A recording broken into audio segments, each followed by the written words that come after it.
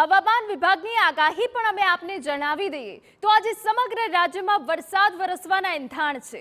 ઉત્તર મધ્ય અને દક્ષિણ ગુજરાતમાં ગાજવીજ સાથે વરસાદ પડી શકે છે। સૌરાષ્ટ્રના દરિયાકાંઠા વિસ્તારમાં પણ મધ્યથી ભારે વરસાદની આગાહી છે। કચ્છમાં પણ હળવાથી મધ્યમ વરસાદ વરસવાની આગાહી વ્યક્ત કરાઈ છે। એટલે આજે રાજ્યમાં સાર્વત્રિક વરસાદ રહી શકે છે। જો કે વરસાદે 2 દિવસથી વિરામ લીધો છે અને તે વચ્ચે આજે સૌરાષ્ટ્રના દરિયાકાંઠાના જે વિસ્તારો છે ત્યાં મધ્યમથી ભારે વરસાદ પડી શકે છે। કચ્છમાં પણ હળવાથી મધ્યમ વરસાદ પડી શકે છે તેવી આગાહી વ્યક્ત કરવામાં આવી છે।